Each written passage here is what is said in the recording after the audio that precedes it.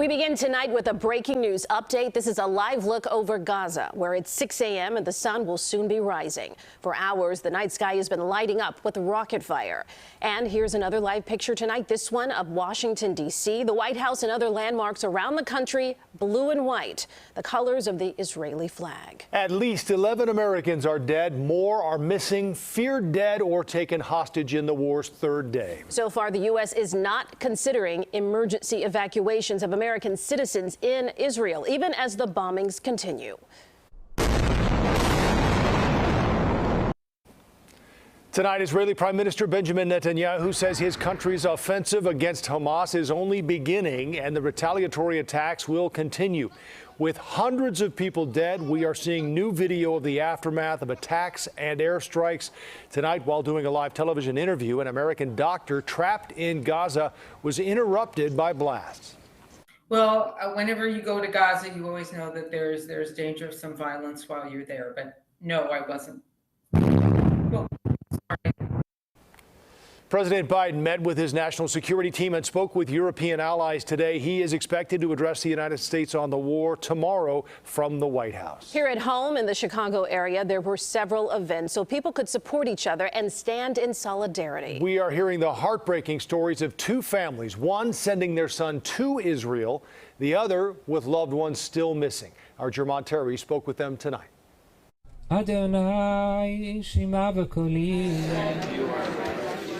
In Deerfield, prayers filled this room at the L'Chaim Center.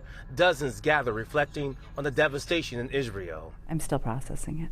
Lena Silberman is still trying to understand the attacks Hamas made on Israel, where hundreds have been killed and civilians even kidnapped. Her son, Drew, is enlisted in the Israeli Reserve Army. The 22-year-old hopped on a plane soon after word got to him. I am so proud.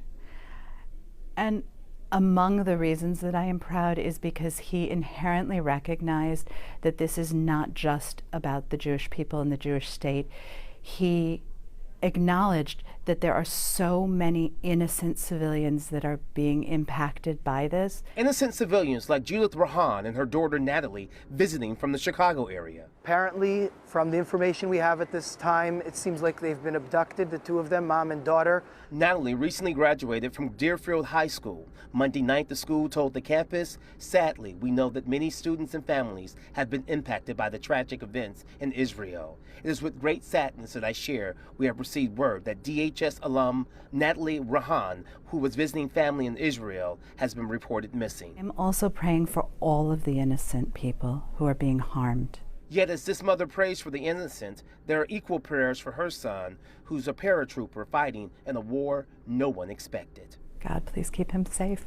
Have mercy on them. She finds comfort in this room, being around family and friends, but amidst her mind drifts. There's a part of me that just wants to crawl up and be in my bed and pretend it's not happening. This mother can't forget the hug she gave her son at O'Hare as he went off to war. It was a moment that I was so proud and so scared, all at the same time.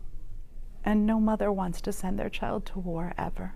Those here at the L'Chaim Center understand that the coming days will be difficult, but they are determined to stand in unity and continue praying for all those held captive. In Deerfield, Jermont Terry, CBS 2 News.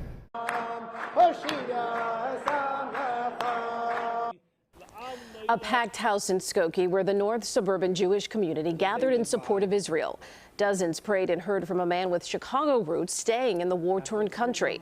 Members of the Jewish community in Chicago also showed their support for Israel tonight, holding a rally in Lincoln Park.